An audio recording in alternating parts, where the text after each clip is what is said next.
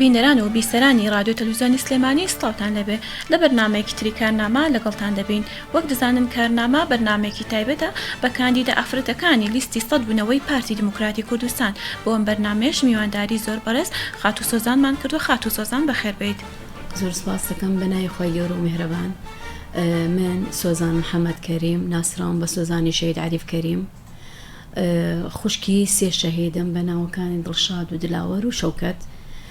کاندیدم بۆ پەرلەمانی کوردستان، خولی شەشەمی پەرلەمانی کوردستان لە ژمارە 27 لەسەر لیستی 190 پارتی دیموکراتی کوردستان.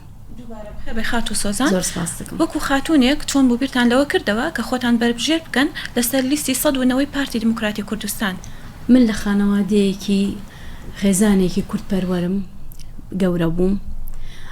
باوکم پیاوێکی ڕوشەڕژگەڕ بوو، پێشمەرگە بوو، هەروەها لە ناو کۆمەڵگایانە یعنی ناوبانگی هەبوو.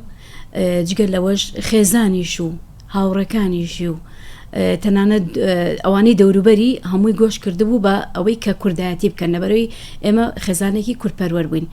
خاتوو سۆزان وەکو دەزانین خۆتان بەربژێر کردووە لەسەر لیستی 190 پارتی دیموکراتی کوردستان. ئەگەر متمانەی خەڵکی سنووری پارێزگای سلێمانیتان بەدەستێنا و چوونە پەرلەمان، کارتان چی دەبێ لەسەر داکۆکیکردن لە مافی ئافرەتان؟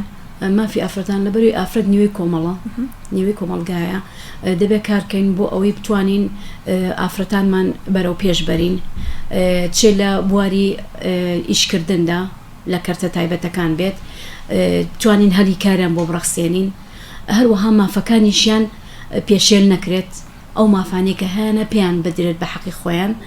وەکو خاتونێک چیتان کردووە بۆ خانمان یاخود لە ڕێگەی ئەو خول و دەورانی کە کردوتانێتەوە تا چەند هاندەر بۆ خاتونانە کە لە ماڵ بێنە دەران و بەشداری بکەن لەو خولانە؟ ئەو خولانی کە کراو نەتەوانێت تەنانەت یعنی خولی درمان کراوەتە، خولی کۆمپیوتەرە کراوەتەوانی کە خوێندەوار بوون خولی کۆمپیوتەران بۆ کراوەتەوانێ، هەندێک ئیشی کاری دەستی کرایەوانەیە، ئافرەتان بەشدار بوونتیایە، سەرکەوتوش بوونتیایە و زۆر دڵخۆشیش بوون، یعنی داوایان ئەکرد کە دیسانە ئەو خولانە بکرێتەوە بۆی بتوان بەشدار بنتیایە. تا چەند سوودیان لێ بینیوە؟ سوودێکی زۆر باشیان لێ بینیوە لەبەرەوەی ئەزمون، یعنی فێربوون کە چۆن دەستێنەوە ئیشە بیکەن. خاتوو سۆزان وەکو دەزانین لاوان بەشێکی گرنگی کۆمەڵگان، چی بکرێ بۆ بەرەو پێشبردنی لاوان لە ناو کۆمەڵگادا؟ لاوان پێگەیەکی بەهێزی کۆمەڵگان پێویستیان بەوەیە کە ئیشیان بۆ بکرێت، هەلی کاریان بۆ بڕەخسێنرێت، دەستگیرۆییان بکرێت کە بتوانین لاوانمان بەرەو هەڵدێر نەڕۆن کۆچ بکەن بەرەو هەندەران، بتوانین ئیشی باشیان بۆ بکەین. زۆر باشە.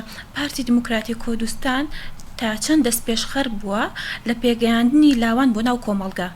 پارتی دیموکراتی کوردستان هەمیشە دەست پێشخەر بووە لە لاوان بە کوڕ و کچیانەوانێ کاری باشی کردو بۆ لاوان، سەرپشکیش بوون لە هەموو کارێکە کردبێتیان، لە قوتابیان بێت لە ئافرەتان بێت، ئیشی باشیان کردو و بەرەو پێشچوونێکی باشیش بەڕێوەچوون. ئێوەکو خۆتان خولی ڕۆشنبیریتان کردووە توانی بۆ پێگەیاندنی گەنجان و لاوان؟ خولی ڕۆشنبیری لە یەکێتی ئافرەتان بەڵێ کرایەوانێ بۆ لاوان و گەنجان، ئەوانیش بەشدار بوون و سوودێکی باشیشیان لێبینیوە. هەروەها قوتابیان بە هەمان شێوە خولی کۆمپیوتەریان کردوێتەوە بۆیان، ئەوانش بە هەمان شێوە ئیسفادەیان لێ کردووە، لەبەرەوەی یعنی ئەمڕۆ بابەتی تەکنۆلۆژیایە، هەندێک بابەت هەیە ئێمە پێویستمان پێێتی کە ئەو خولانە پێویست بەوە ئەکە کە ئەو خولانیان بۆ بکرێتەوە. زۆر باشە. خاتوو سۆزان ئەگەر متمانەی خەڵکت بەدەستێنا چوویتە پەرلەمانی کوردستان، کاری تۆ چی دەبێت بۆ گەنجان بەتایبەت؟ بۆ گەنجان ئەبێ گەنجان هەتا بتوانین کاریان بۆ بکەین، لەبەرەوەی گەنج پێگەیەکی باشیان هەیە لە ناو کۆمەڵگایە، گەنج توانای باشتری هەیە، گەنج زیاتر شت وەرئەگرێت، زیاتر ئەتوانێت کارکات بۆ ئەو شتانەی کە بتوانێت کوردستان بەرەو پێشەوە بڕە، بیر و هۆش و هیزریان باشترە، توانایان زیاترە. زۆر باشە. خاتوو سۆزان وەکو دەزانین پارتی دیموکراتی کوردستان خاوەنی شۆش و خاوەنی دۆزینەتەوەی کووردە و خاوەنی کۆمەڵە شەهیدی سەربەرزە. ئەگەر بەڕێستان بچنە پەرلەمانی کوردستان، کارتان چی دەبێت بۆ کەسوکاری شەهیدان؟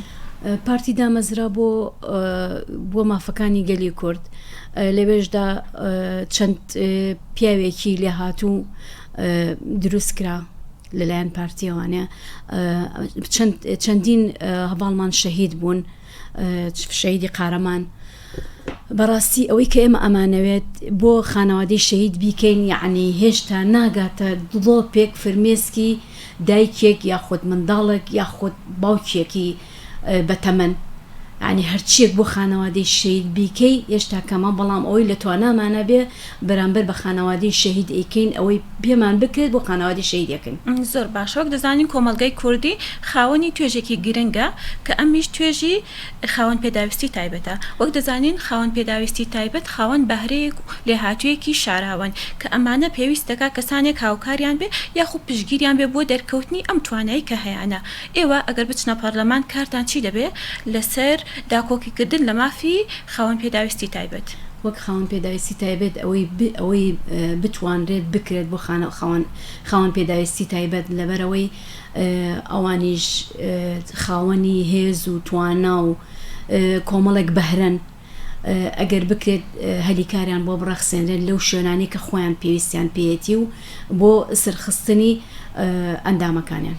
زۆر باشە خات و سۆزان بۆچی گرنگە خەڵکی سنووری پارێزگای سلێمانی دەنگ بدات بە لیستی سەدبوونەوەی پارتی دیموکراتی کوردستان لەبەرەوەی کوردستانمان ئاوادان بێت بتوانین پرۆژی زیاتر لە سلێمانی بکرێتەوانێ بتوانین هەلیکاری زیاتر بڕەخسێنین بۆیی بۆ ئایندە بتوانین ئەو گەنجانی کە ئێستا بێکارن بتوانین بخرێتە سەرکار ئیشیان بۆ بدۆزرێتەوانێ هەروەها یعنی بتوانین سلێمانی زیاتر پەرە پێ بدەین.